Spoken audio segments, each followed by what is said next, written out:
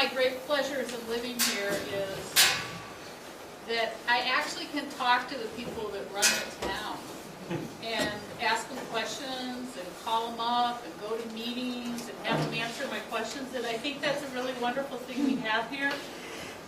And we're really fortunate to have the League of Women Voters back. Kay Sharp is our president right now. She's been here. This is the third time they've come to moderate one of these events. And I think it's very empowering for us and an opportunity to really practice true democracy, and I'm really grateful for that.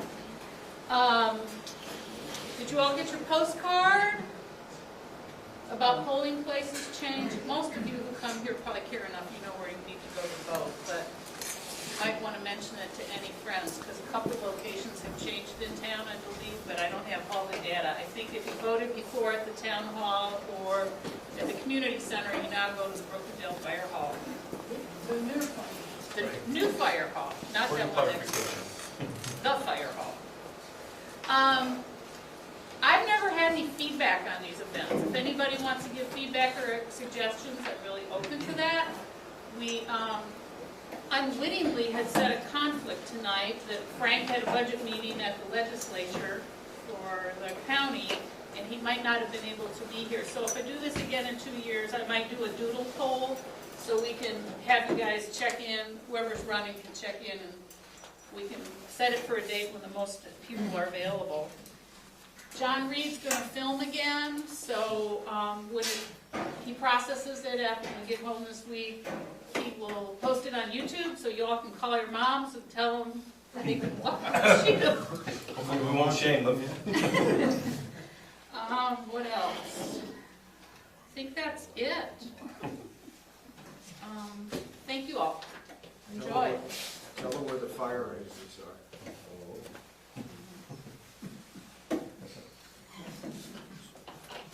Okay. Thanks.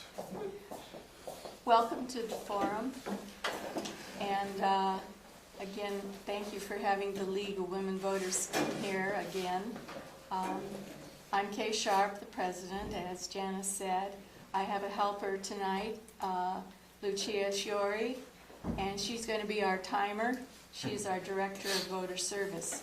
And if you want to just hold up those signs so people know them, and if the candidates could adhere to the signs, we'd really appreciate it. It's a small group, so I think we'll have an opportunity to ask your questions, answer your questions, so that's not a problem. The speakers will have an opening comment session, which each will have 3 minutes to present their qualifications and experience and their desire to run. Then we will have, they will have 1 minute to answer a question. You're going to have 30 seconds to ask a question. So it's not a time to make a speech. It's get a question out because you don't want to see the stop sign. And then after the questions, then each of the candidates will have a 2-minute closing comment. Before we get started, we brought literature on the 5 proposals, or 6 proposals that you'll be voting for in addition to candidates. So that's on our table, so you can read over it. They don't usually have much literature on the proposals, but we brought some today. And people drew pieces of paper that told them which order they're going to be in. And we're going to start with Dawn Barber, who's running for supervisor. Okay. Opening remarks? Yes. Good. Want to do this? Do you want to do a pledge to the flag first? Or not? Looks like we do. Why don't we all join in a pledge to the flag? Okay, this is not for me. I pledge allegiance to the flag of the United States of America and to the republic for which it stands, one nation, under God, indivisible, with liberty and justice for all.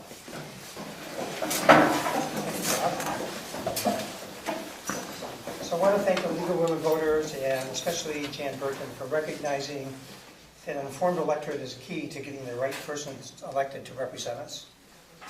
The Caroline community, like all of our neighbors in New York State's southern tier, face at least 3 tremendous challenges at this time.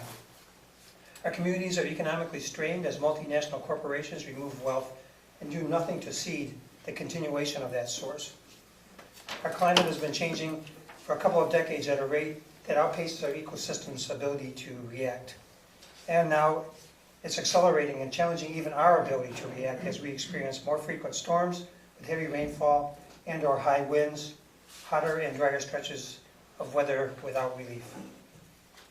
And 3, the gamesmanship of the 2 major political parties has gerrymandered election districts at the state level to create safe seats for each party, which means that our representatives get to be elected by being polarized persons. So statesmanship and compromise are therefore elusive. This results in nothing being done to advocate for the everyday people, to counter the forces of climate chaos and economic plundering. But along with these challenges, we in Caroline have some assets to work with. Like both Cornell University and Ithaca College bringing wealth to our community. This, coupled with a movement and recognition that buying local circulates that wealth through our community, creates a fair economy. And our community has come together to create its own opportunities for energy independence through activities like Lighten Up Caroline and Solarize Tompkins. But in local governments, we're experiencing another stress. It starts with the federal and state governments reducing income tax, which forces their decisions to reduce spending by pushing their programs down to local governments and reducing revenue sharing. And if that isn't enough, New York State Legislature has passed the property tax cap, which constricts local governments even further. So local government now has the condition of more responsibility, less federal and state funding, and a lock on spending. I view this as an overt attempt to get local government so small that it can be drowned in a bathtub. I hope you will consider this a serious threat as well, as local government is the last level of government that is not elected by dollarocracy, $1, 1 vote. Local government is the only place remaining left in government to advocate for the people. So how should Caroline respond to this? Do we follow the path of the federal and state governments, where we cut support for the most vulnerable among us and then the basic services? What should be our path? That's the question before both the county legislature and the Caroline Town Board, and one that I hope we will discuss tonight. Thank you. The second will be the candidates running for town council, and we're going to go in alphabetical order at first, so it'll be John, Greg, and then Mark. All right. Good evening. I want to thank everyone for being here tonight. I know we have a small but dedicated crowd, and that says a lot to me that you're here. I want to thank my fellow candidates for their commitment to running. That takes sacrifice, and I respect everyone for that. And I want to thank the League of Women Voters for providing this forum and the ones that they do all over the country that does support democracy, and I appreciate it.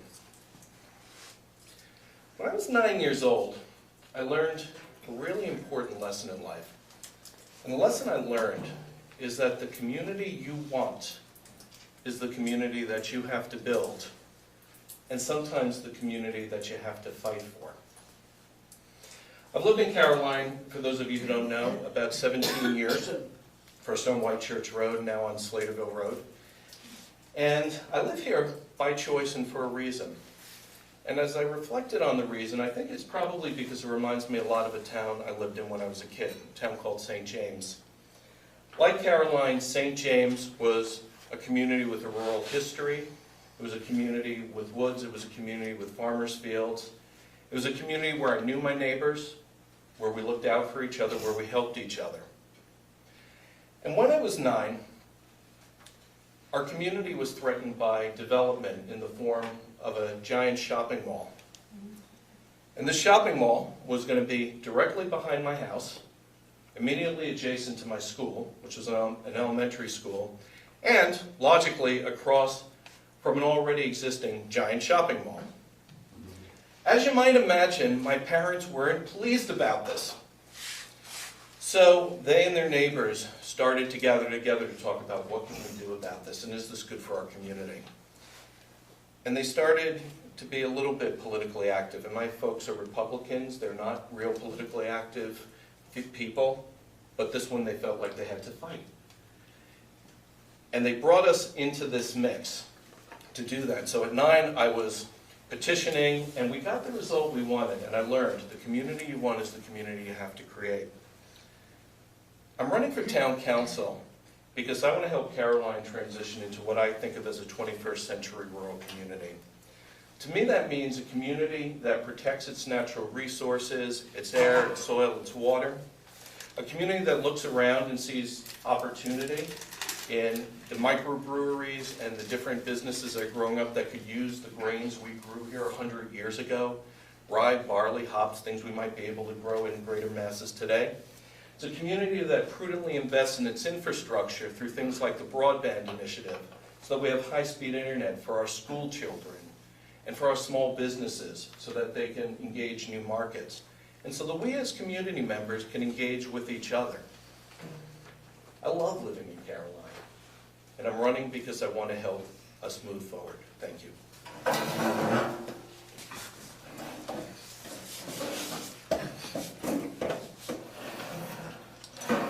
I'm Greg Harrington. I've lived in the town of Caroline my whole life. I've been involved with community groups. From a teenager, I was involved in community center, 4-H, 20 club. The last 30 years, I've been involved with the fire department. I'm on the board of directors of Fountain Manor. I'm on the Tompkins County Search and Rescue Team. I'm the treasurer for the Tompkins County Fire and EMS Chiefs Association, so I'm also involved in some county issues also. Like I said, I've lived here my whole life. I love the town of Caroline. I like everything that it has. When I started out here, there were a lot more farms, more open land, there's more development, more houses here, which may or may not be a good thing. More people, more taxes generated in, but then there's more costs. I'd like to see here in the town, the highway department, that building is old and outdated. It'd be nice to have an energy efficient building.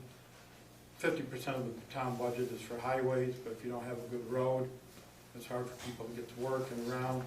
And people are used to a certain level of service. The roads plowed, they're kept up.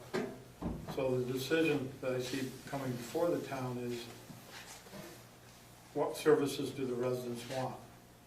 Everything that's in the budget, mandated or not, were brought about because somebody wanted it. It just didn't come out of thin air. So if you stop, you can talk about cutting things, which is one way to lower taxes.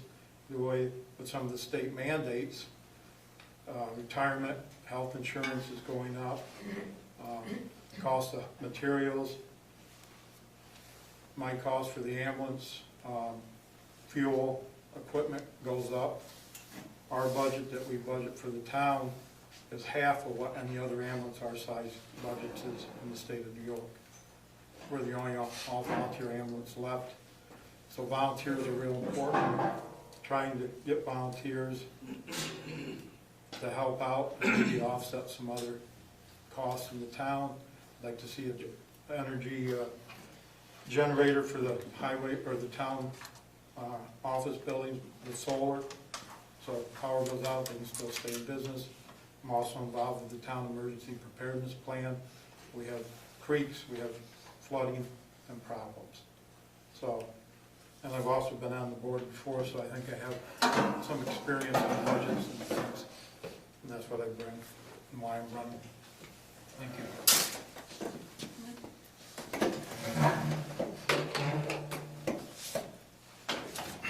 Thanks for coming tonight. I am Mark Whitmer. I'm running for town council because I want to help keep Caroline such a great place. I feel like others here that Caroline is a truly wonderful place. My family and I have been settled here for the past 10 years, but our connection to the place goes back much earlier to our arrival in the area in the 1980s.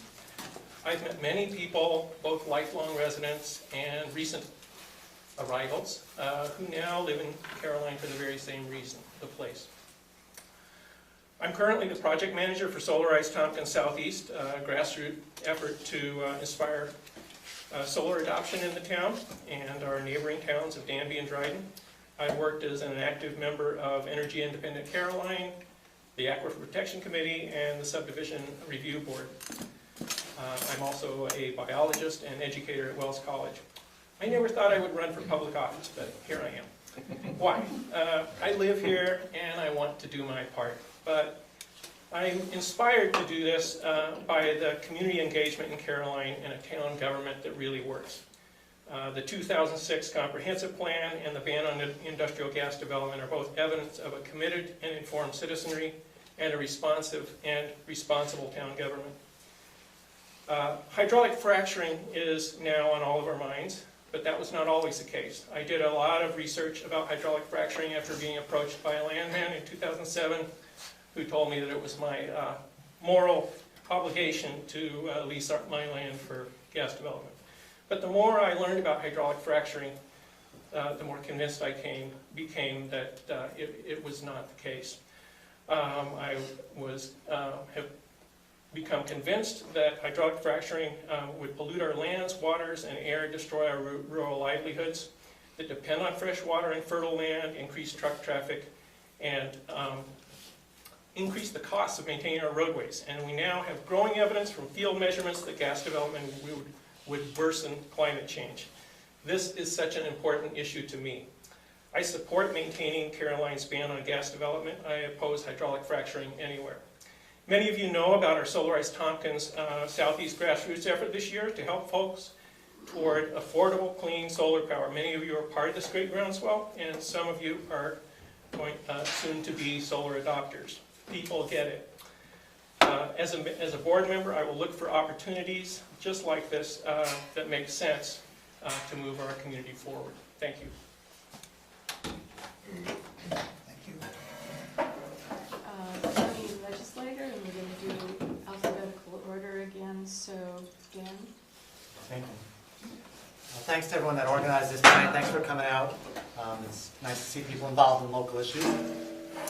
I'm going to spend my time in my statement tonight talking about my record and the opponent's record. You know, a lot of the campaign looks like yard signs and mailings to people and 50-word letters to the editor of the Ithaca Journal and websites, but really that's just a lot of words. And what really matters are your actions, and in this case your votes. So that's what I'm going to talk about in my record and my opponent's record. So I'm Dan Klein, and I'm running for Tompkins County Legislature. I'm currently the Deputy Supervisor of the town of Danby, and I've been on the Danby Town Board for 6 years. I'm really proud of my record while on the town board, and I want to tell you about a few things that we've done that I've taken leadership in and supported.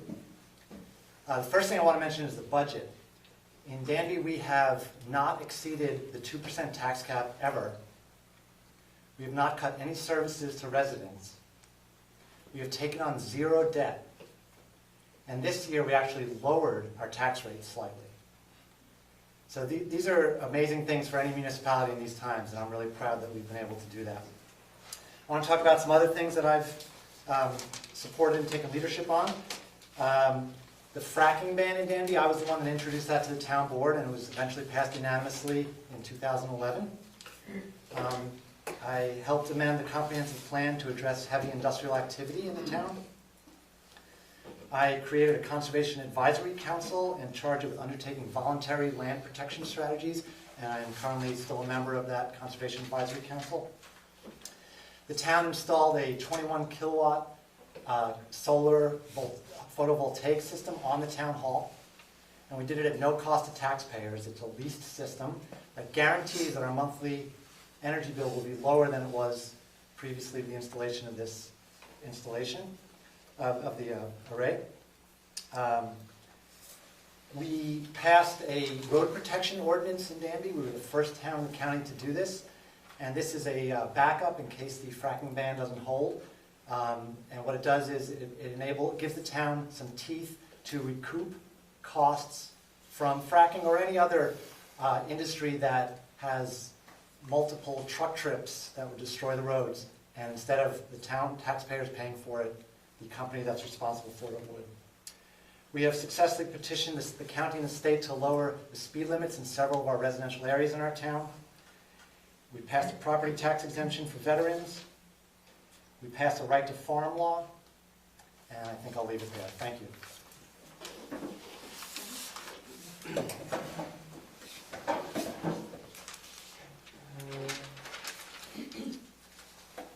Good evening, and thanks to the League of Women Voters for overseeing this. This seems to be becoming a way of the world anymore. Thank you. Thanks to my fellow candidates for various offices, and thank you all for attending. Can you hear me? Okay. I'm Frank Proto, and I'm running for re-election to the county legislature. I was told that we were supposed to introduce ourselves a little bit, so I think for those of you that don't know me very well, and there are some that don't, that I'm seeing out here, I want to tell you something about what the commitment is to the community that I live in, and what it has been. And then we'll have a follow-up statement a little bit later that I'll give you some other specifics in. But I've lived in Caroline since 1965. I lived around the corner over here on the back street first, and now up in Slaterville.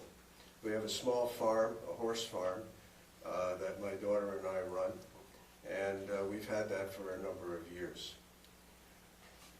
Prior to being a county legislator, in those days it was called the County Board of Representatives, I volunteered right here at the community center, eventually becoming chairman. We sponsored things, and I even teased you about it. We were overseeing the teen club in those days and helped revive that. We worked on tennis courts and playgrounds in the back. I was a member of the Brooktondale Fire Department and also a fire commissioner. I'm a member now, or I was a member of Slaterville's. I'm currently a member of the ambulance squad with Greg and with some others. And volunteering, I'll tell you a little bit about that in a closing statement, but volunteering has gone downhill seriously. And I wish we had this kind of a turnout at some of our organizational meetings, and sadly we do not.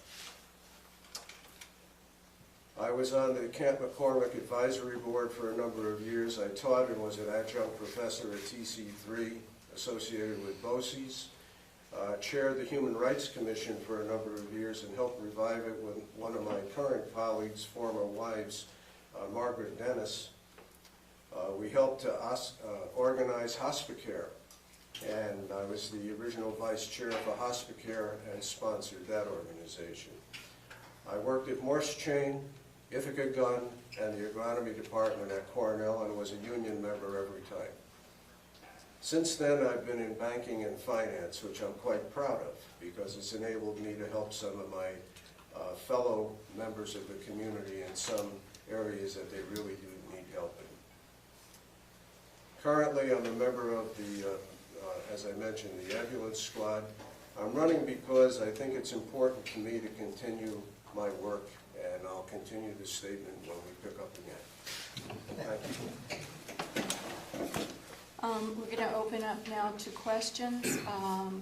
When you want a question, just raise your hand, and I'll call on you. Stand up and state your question. Please, no speeches, just a question. And when we have, you're talking to a person, it's fine for Dawn, but because we have more than one candidate for the other positions, then the question goes to the position, not just the person. So with that, do we have any questions? Yes. I'll start. Thank you. Peter White.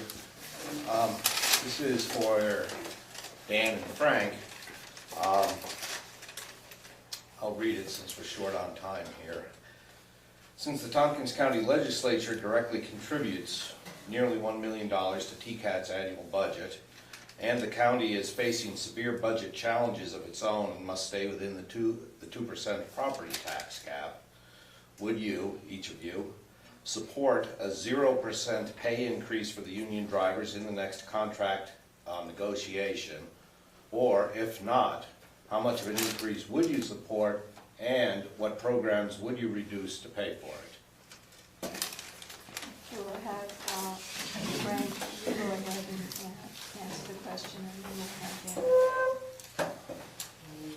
That's an interesting question. I'm the director at TCAT and have been involved in the past with some of the contract negotiations. I think our contract with the UAW comes up next year, and I think it would be unfair to say at this point that we'd sponsor, or I would endorse a 0% increase or no increase in, talking about salaries, I assume.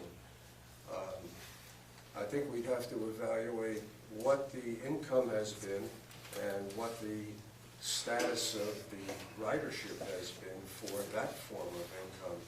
We were generous in sharing with the unions last year because we exceeded the ridership numbers, and we ended up with more of a balance in our budget, and we were able to give some of that money back with the union. We can't do it on our own. If you're in a contract, you have to have permission to do that.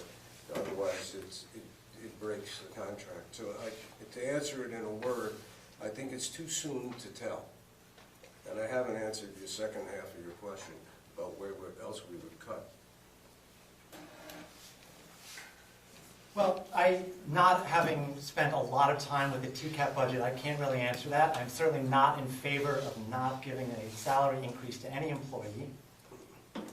I can tell you that the mortgage transfer tax that was just approved is, most of that money is going towards TCAT, so that can only help the situation. To what degree, I'm not sure yet. And I think that's the best answer I can give. Another question? Yes. This question is addressed to the 4 aspirants to the Caroline Town Board. My name is Bob Anderson. I live up on Blackman Hill Road. The latest New York court rulings say that only towns with comprehensive zoning laws can ban gas drilling. If elected, do you intend to institute or support drafting and passage of a zoning law in Caroline during your term? Okay, so, Mark?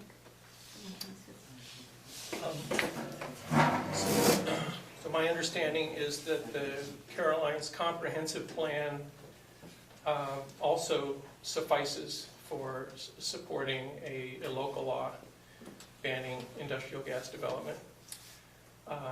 I would not introduce, I'm not planning to introduce a zoning resolution. If the community felt that that was a good idea, I would listen to what they had to say. So, yes, that's my answer. John?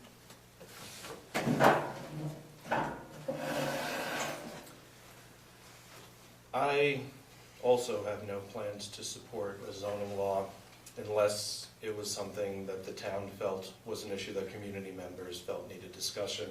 And if that be the case, I would listen to both sides of that argument. I'm not aware of the information you just shared this evening. I would very much like to see them. Perhaps after tonight we could talk for a minute so that I could see that.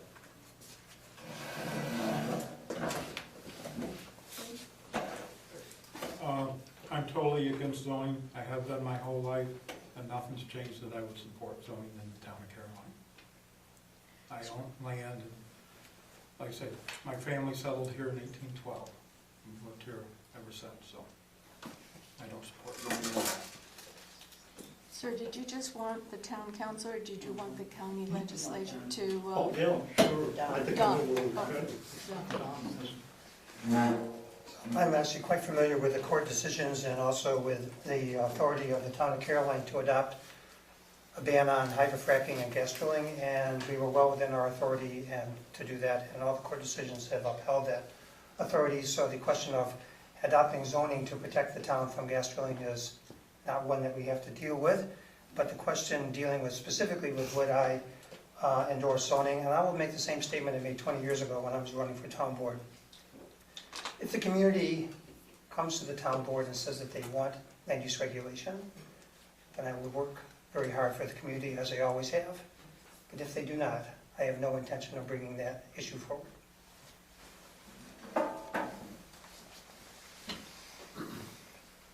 Another question, sir?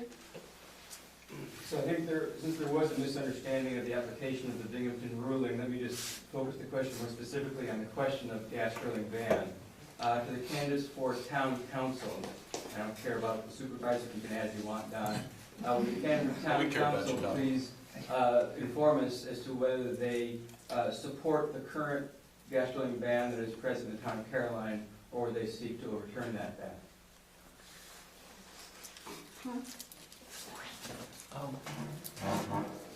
I hope I was clear in my opening statements that I strongly support the ban, and I would work to maintain that ban. I don't see any information that's changed to suggest that hydraulic fracturing is a good idea, that it would be good for any aspect of our lives in Caroline. So.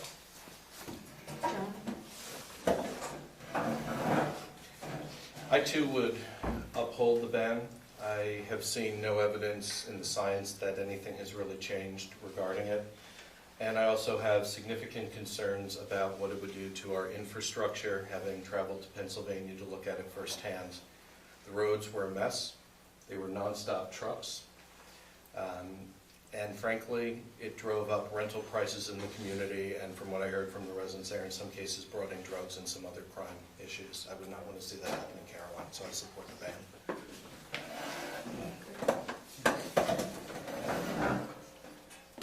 I would not work to overturn the ban at this time. I would want more information. I too have looked at other areas. Some places have done pretty well, other places have had real problems. The water system and what we have in the town of Caroline, whatever we do, any type of industry or whatever, really needs to be looked at very closely of how it's going to affect. When you take one thing away from landowners who may not be able to stay in the town, then we need to look at other ways for income for them so they can stay and maintain their property. So when you cut one thing, you don't need to just cut something or do away with it. You need to try to come up with a plan to help the people that it's going to affect on both sides. Yes. So I would just like to extend that question to the county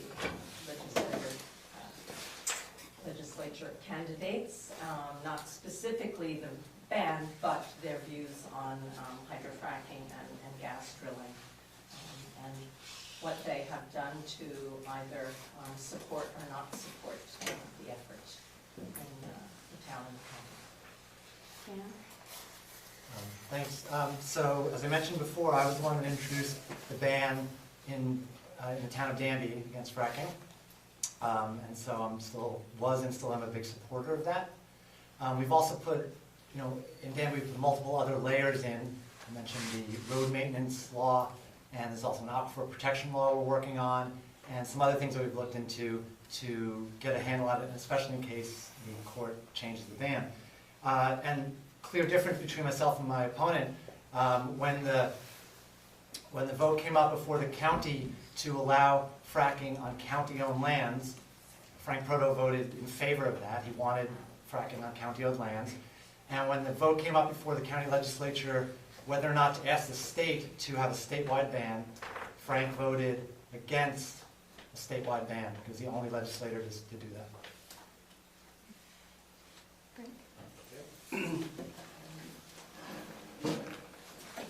Dan is right. The original fracking resolution that came before the county, not in favor of the state doing what it wanted to do. I did not support that. The subsequent ones, the 4, 5, or 6, by the way, the one he's talking about was done in 2010. We've had 5 or 6 since then that have included various pieces, and Carol Chalk is here, that Carol has helped write. The latest one I helped write. because there was a provision that was omitted from it. And it was the part about the Department of Health's report. I chair the Health and Human Services Committee for the county, and I've been on the Board of Health. Until the state releases that DOH report, I think it's inappropriate for us to move forward. And by the way, fracking is not even on our table. It's on the governor's table. And until he decides which way to jump, there's very little any of us can do. But bear in mind that that DOH report is key to whatever the outcome has to be. And I won't support that until we see that report. Yes. Hi, I have a question actually for both the town board candidates and the legislature candidates. And that has to do, Frank, you just mentioned about being on the Health and Human Services Committee. I'm wondering for all of you, somebody who's done my share of committee work over the past couple of years, I'm wondering what committees you see yourself becoming involved in the respective bodies that you're working on, or for you, Frank, what committees that you are involved in? Okay, the order will be John, Frank, Greg, Mark, and Dan. So let's start with John. Yeah, it's still me. Well, thank you, Irene. I appreciate that question. Currently in Caroline, I'm involved with the Communication, Information, and Technology Committee, which is the group that's involved in trying to bring broadband to our community after we got cut out of the state grant. And we're making really, really good progress on that. And that would be a committee I would certainly love to continue with. I have recently become involved in the Emergency Disaster and Preparedness Committee and share the concerns of many people in this room about what would happen if we had a flood or other big disaster in our community and how ready we are for it. Beyond that, I'm willing to serve where my expertise best fit, along with the other people who might be elected to the board and who currently sit on the board.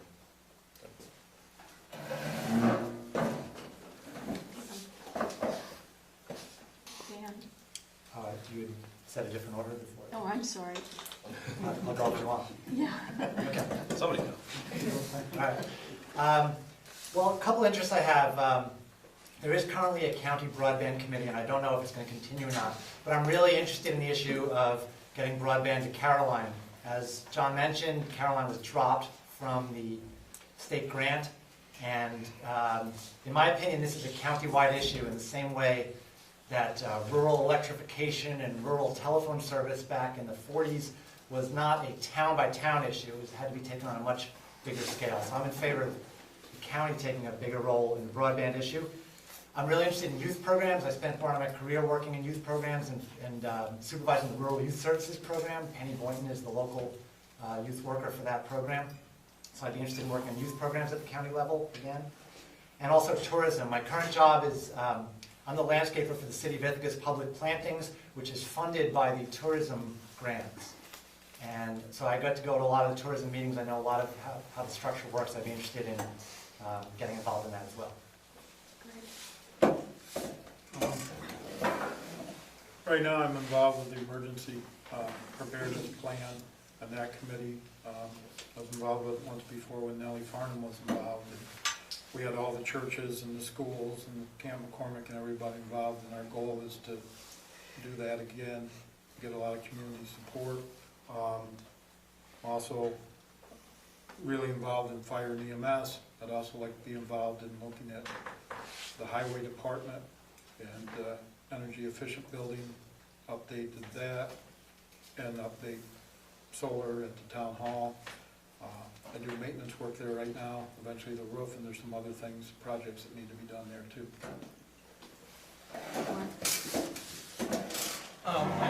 I'm on a couple of committees now, Energy Independent Caroline, from which our Solarize project sprang.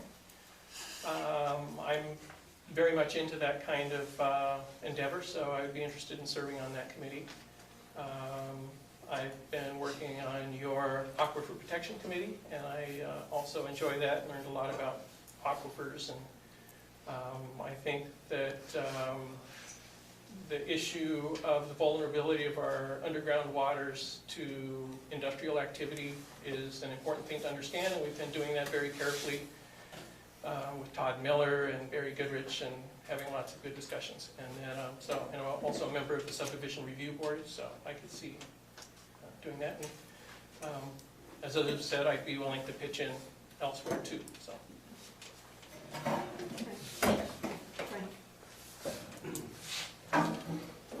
Currently, I chair the Health and Human Services Committee for the county. I'm the chairman of the Water Resources Council for the county. I'm a member of the TCAT Board of Directors. We moved through the chairs there, and at any rate, been on that board for quite some time. I've been a hospital director, board of directors for the hospital. I've been vice chair of the Board of Health, and I'm on economic development right now, and also on capital programs. Agriculture, I'm on the Ag and Farmland Protection Board. I'm on the State Blue Ribbon Committee for Agriculture. I'd like to keep both of those appointments because they're very helpful. I helped start the archives program in this county, and we brought in over $2 million that this town and other towns have taken advantage of. I chaired the 10-county region for that, and I'd like to stay on that if I can. I've been chair and vice chair of the Board of Representatives to the legislature. Been on the Planning Environmental Quality Committee, chaired the Solid Waste Committee, the Airport Development Committee. I'll tell you about that. Thank you. Yes. I'm Bob Spalding, and I have a question I'd like to direct to basically the town board, but it might be interesting if the county would like to speak up as well. One of my biggest concerns today is our local emergency providers. They seem to have a lack of volunteers. And if we lose our ambulance service due to inability to staff that, it would result in a huge increase in the cost of services to our community and a significant risk to users using the service. The fire departments responding to calls often do not have manpower to bring the equipment to site. Do you have a question? What was the Yeah, question yeah. you wanted to ask? As a member of your legislative body, do you see yourself as being in a position to influence the future of the emergency services in our town? Secondly, in your opinion, without some form of intervention, will these services be able to continue to function in the future? Does that work? Frank? I'm a member of the Slaterville Ambulance Squad, and sitting in on those meetings has become very apparent to me that there's a lack of EMTs and a lack of emergency service personnel. I took to the county at the recent budget committee meeting, the last one we had, and if you have a question about the county budget, I brought my copy. You'll love to get into that. I introduced the resolution to put $10,000 into Lee Shirtleff's department, the Emergency Services Department, in order to set the stage for EMT training as a tuition assistance arrangement. We did not add it to the county budget for next year because we didn't have a formal program developed yet. However, Lee and Joe Mariana, the county administrator, together with, I guess, Brian Robinson, who is the chair of the Public Safety Committee, are going to develop the program and bring it back in time for us to implement it for next year during the fall, so we can enhance and encourage EMT people to apply for this money, so we can train people. Thank you for asking that. No. That is a very important question. What some of you may not know about me is I'm a former EMT. I'm actually a former AMT. And I served in that role in my 20s. I was chief of my squad in Binghamton and chair of the board there, and I served on the Broome County Ambulance Advisory Committee. This is a critical situation for our community and our surrounding communities. And I think it's something that is critical for us to address. It's essential if we want to continue to have these services in our local community. I think one of the opportunities we have here is to utilize the young folks at Ithaca College and Cornell, but there's got to be money available to train them, and we have to engage them with us. There's a lot of volunteerism in that age population, and I think they would serve in our communities. But we've got to make it affordable for them to do so. I'm not suggesting the town can do that, but I think we do have to advocate with the state that this is a critical need. I'm not an EMT, but I understand that emergency services is strapped, and I would support, funding and initiatives to increase manpower. I like the idea of encouraging students. I teach at Wells College, and there seems to be a interest in developing their health career program, so I could imagine involving students there, and that would be a great opportunity for them.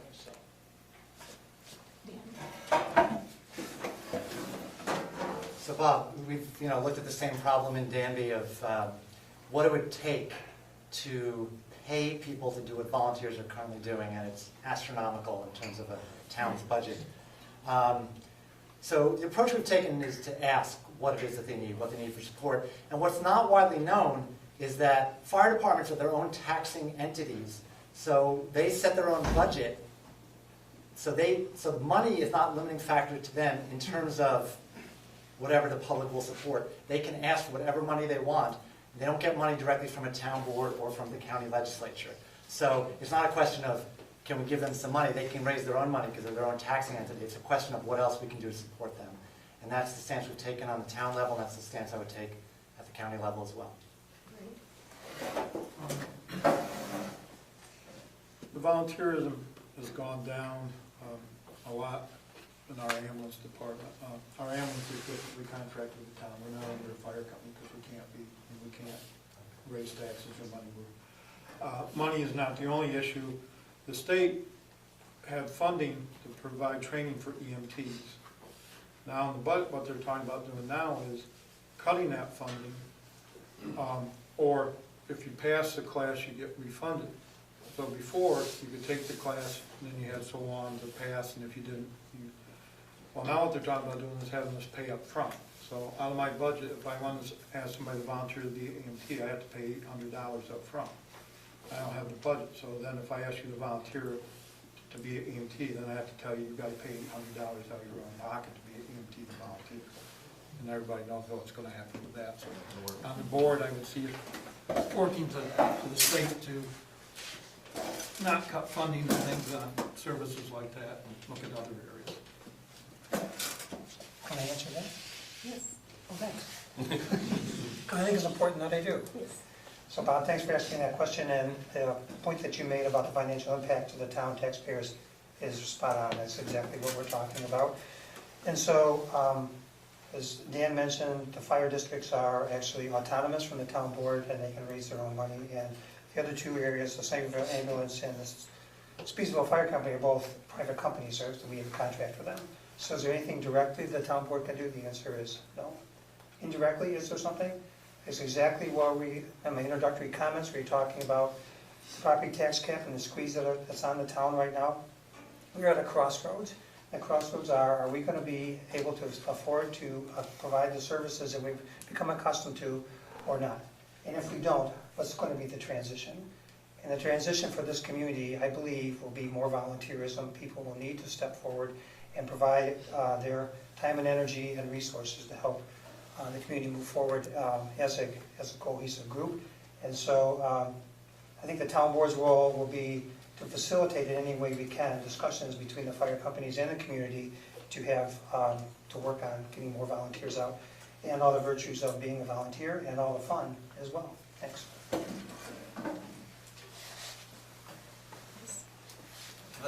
Two different questions. The first question is for Dan and Frank. My name is Brooke Greenhouse. I'm currently, I think, the longest serving member of the County Board of Health. And I have a great concern seeing how my life is affected as a taxpayer, a small business person, and on the County Board of Health. about the experience that Frank has versus Dan's newness, and I appreciate all of your service and interest in serving very much. But I guess I'd like, if possible, the two of you to speak to what we're putting at risk by sort of starting with scratch with a new person versus someone who has an experience with really fighting with the state, especially to preserve the services because they keep cutting everything back. Frank?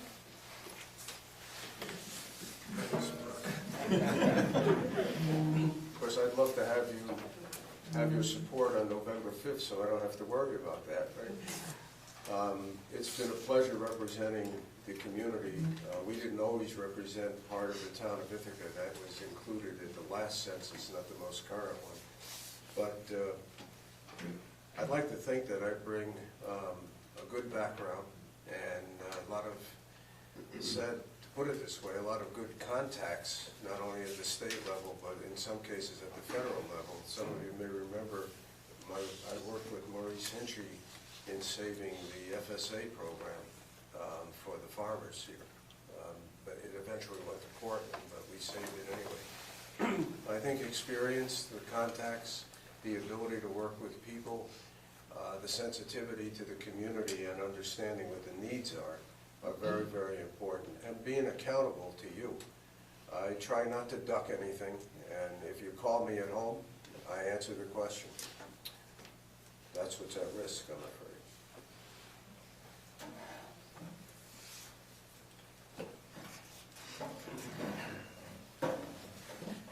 Well, I think that what you'll get with me, first of all, you're not getting no experience. I've been involved, I've been on the town board for 6 years, so that's not trivial experience.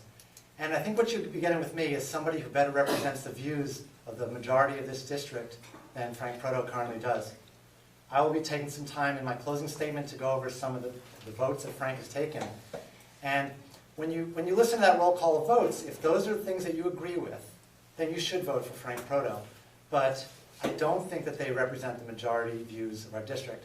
And when you talk about fighting the state to get benefits for us, I can just think of one example offhand is that Frank Proto has voted against allowing Tompkins County to have 1% extra sales tax, which would be $10 million in our budget. He voted, in other words, to get rid of $10 million from the county budget. That is not fighting the state. That is eviscerating the services that we rely on. Thanks. Thank you. I get a bonus question. I'm going to wing it on this one. And again, it's for the county candidates. The county is a much, much bigger arena budgetarily in every which way than the town. I think at least 2 orders of magnitude difference in the size of the budget. And a lot more money is at stake coming in and going out. And what I'm curious about from each of you guys is what, if any, endorsements from individuals or other organizations have you sought or been offered? Thank you. Yeah. So you're asking what endorsements we have sought and been offered? Or been offered, accepted, I mean, you know. So, besides being the Democratic candidate for the county legislature, I've also been endorsed by the Working Families Party. And I've also got the endorsements of some of the local unions, United Auto Workers and SEIU, Service Employees International Union. Can you distinguish between having sought those endorsements as opposed to having them been offered? I sought all of them. Okay, thank you. I've been endorsed by the County Republican Party, the town of Caroline, the town of Ithaca, and the town of Danby.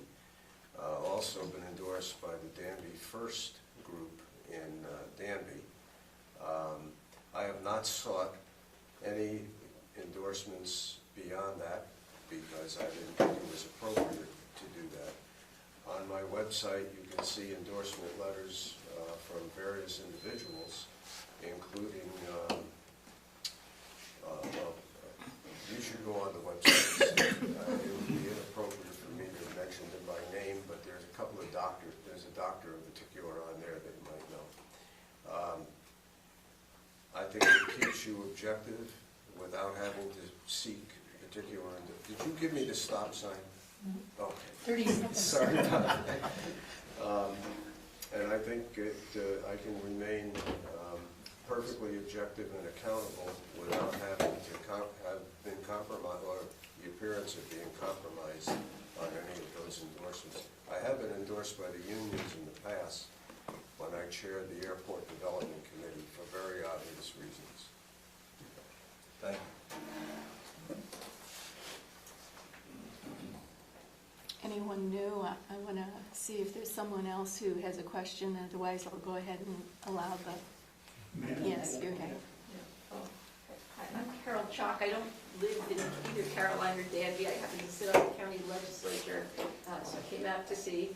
So I'm particularly interested, and maybe for all of you, what are the ways in which you believe and have acted on working across boundaries, whether that's across town boundaries or so our various municipal boundaries or with state and federal levels, to achieve so many aspects of our community that we have to impact on either the county or if I don't know if you want to have the town people. Did you want all the candidates to speak to that question? That's up to the people in the room. I was interested in people running for the county, but it's Okay. if other people think that's important for the town. It's up to you.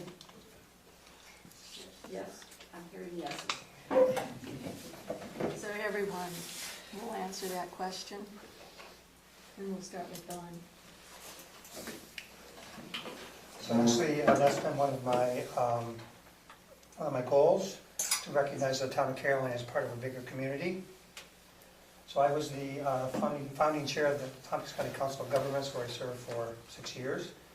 I am also one of our signature opportunities were to create the Tompkins County Health Insurance Consortium, which I am the chairman of the board of directors for that as well. All those are intermunicipal cooperation opportunities. We currently contract for code enforcement with 2 other towns, and the list goes on of intermunicipal cooperations activities that we've had. As far as working with other organizations to try to bring funds into the town of Caroline, that's exactly how we're able to supplement and leverage our tax dollars. So we've worked on not only bringing in money at the Bob's Bowling Remember for improve our housing stock for people that are below median income. We brought in 3 HUD grants for over $400,000 each. We've also brought in money from the state and federal level for maintaining and stabilizing 6 Mile Creek, and also for the town hall to have geothermal and solar. I'm just going to go right straight down the road. So Right, Mark?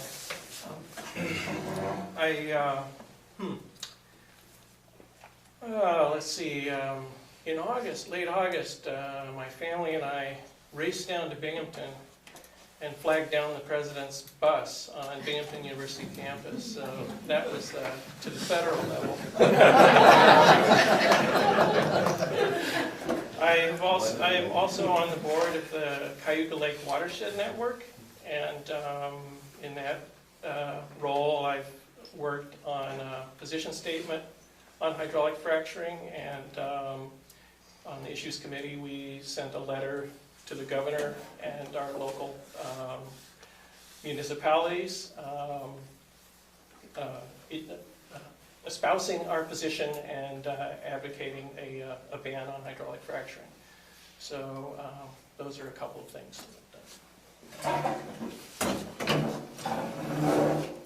Well, since this is my first time running for office, I can't claim to have a large amount of experience working around town boundaries.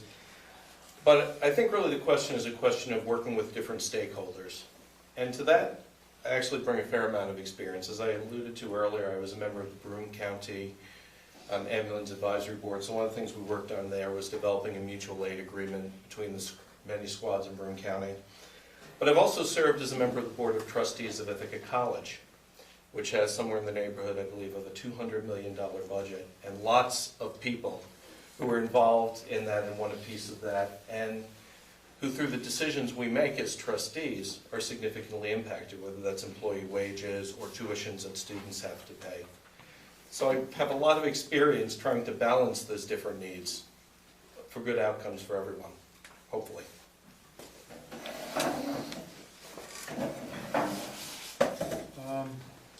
Been involved through the fire and EMS with different departments in the county. I've also been involved with the health department, Jim Seward, working on issues with the state health department.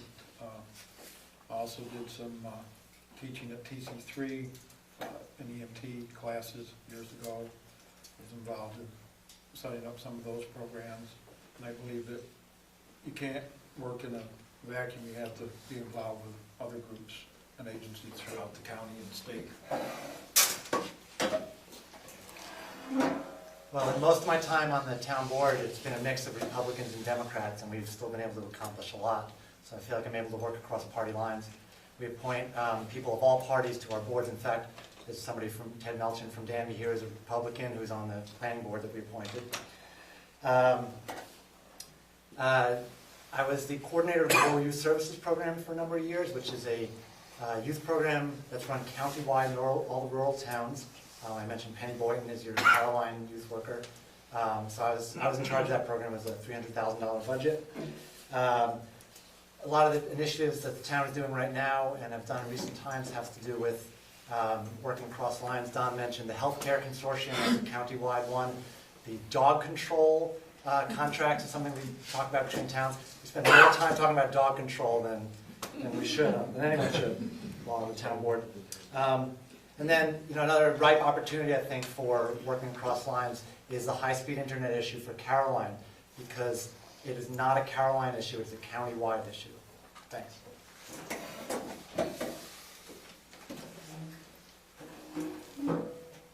I think the one that comes to mind first is the Finger Lakes Library System.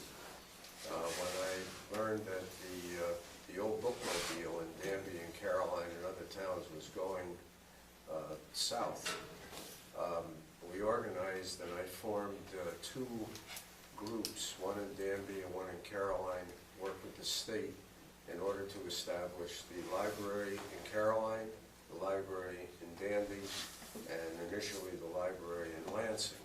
The only place that we do not have library presence is in Enfield, but working across county, local towns, and state lines was very interesting.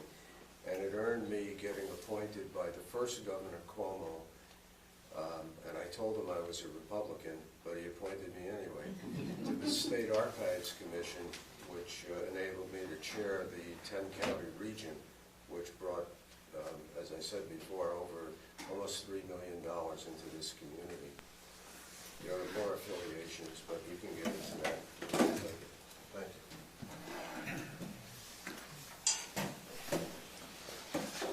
Paraphrasing Ronald Reagan, here I go again. If the Caroline gas drilling ban were validated by court rulings or by changes in Caroline town law, the town will face potential liability to individual landowners for just compensation for the value of what the town has taken from them, the right to retrieve and sell their gas. What, if any, is your contingency plan to cover the cost of defending the town in this type of litigation and for paying potentially large damage judgments against the town, which could result? This, of course, is addressed to the town council candidates. And who are you addressing that question to? Town council. Town council, yes. So we have Dan. I'm sorry. Yes, John. Well, I think there are a lot of ifs in the question, and I think we would have to study that before I could just give you an answer off the cuff on that. So, I think we would have to see what the courts say, what the issues are. It's not an issue I anticipate happening from what I've seen, at least in the law. And I'm not saying it couldn't be valid, but without data to look at, it would be a difficult question to give you very specifics on at this point. I apologize.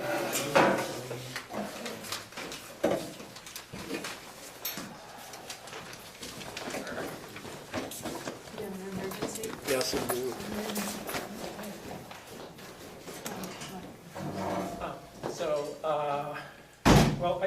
My understanding is that I would take two views of that. I see the financial threats from allowing fracking as much greater than the threats that might accrue from some kind of a lawsuit like that. So I would be very comfortable. I'd be very comfortable maintaining the ban. I don't feel like a lawsuit of that kind is a serious threat. From what I've learned in discussions in the town is that landowners don't own the gas under their property. They only own the rights to access. So from everything I know, it's not a serious threat. And again, I really think the financial threats from allowing fracking are so much greater. So as trying to, in my role as a town council person, I would feel compelled to protect the town from that. So.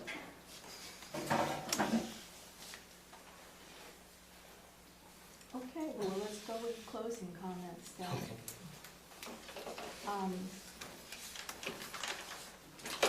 We'll go backwards. And we'll have Dan, will you do yours first? Sure. So as I mentioned at the beginning, what I wanted to try to focus on tonight are the records of myself and my opponent. I spent my opening statement talking about a lot of the accomplishments and items that I took leadership on in my recent past in my elected official status. I want to talk about a little bit more about some of my opponent's votes. And before I jump into that, I just want to say that I have a lot of respect for Frank Proto, and I know that he works really hard, and I've actually learned a lot from watching him. So I'm just trying to focus on the votes and to show you the difference in how we have behaved in the past, and that's an indication of how we might, it's a good prediction of how we will be in the future. You already mentioned that the fracking ones, you point out they're in 2010 and 2011. So again, you voted in favor of allowing fracking on county land and against a statewide moratorium. Frank Proto voted against comprehensive immigration reform.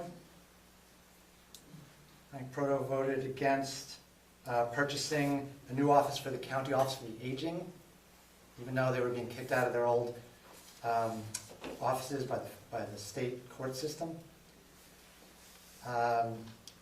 Voted against a proposed law to regulate heavy commercial and industrial traffic in this county, which is widely seen as one way to regulate fracking.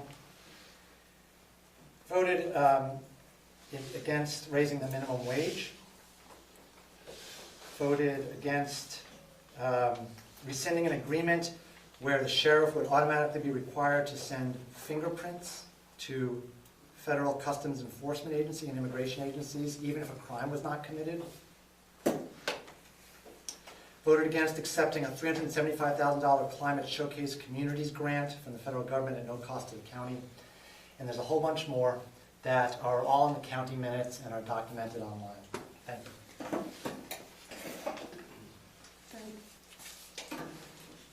Thank you. The ability to listen to and help people are key to being an effective legislator.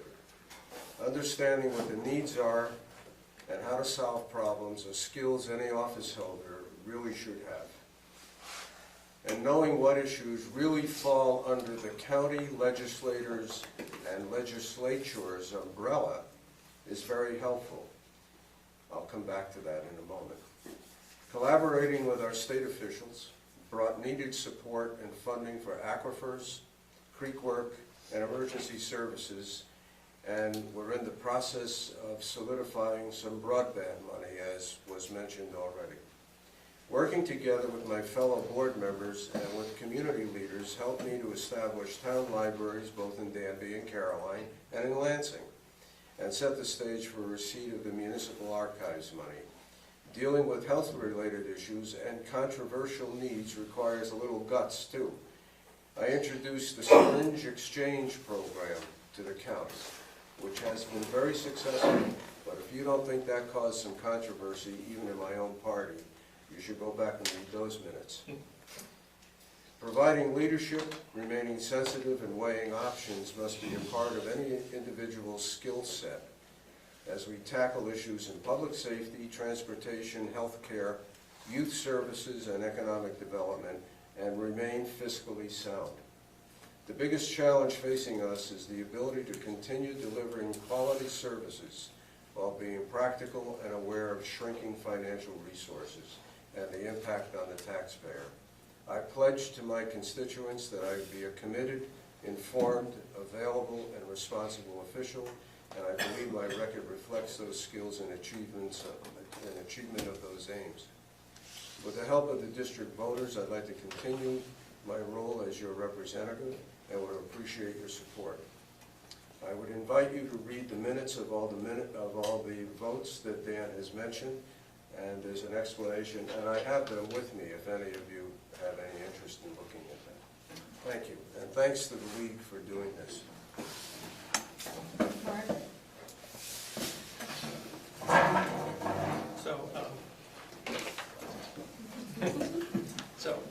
Thank you all for coming, and thanks again to the League of Women Voters for organizing this valuable event. I'm well aware that work as a town council person is a lot of blood, sweat, and tears, so to speak. At least it's a lot of detail work, bill paying and managing the budget, and lively Tuesday evening meetings. So I'm ready for that. I will work to listen and consider all viewpoints. I think that's important. I've come to appreciate that our local government is where democracy really happens. This was a core message of Howard Dean in 2004 that made me idealize the New England Town Hall model. Well, I finally woke up to the smell of coffee and realized that that's exactly what we have here in Caroline. I learned that about greenhouse gases and global warming in 9th grade. The warning signs were there then, and now we're living it, with the real prospect that unless society takes dramatic action, we'll soon be propelled forward to a continually warming planet.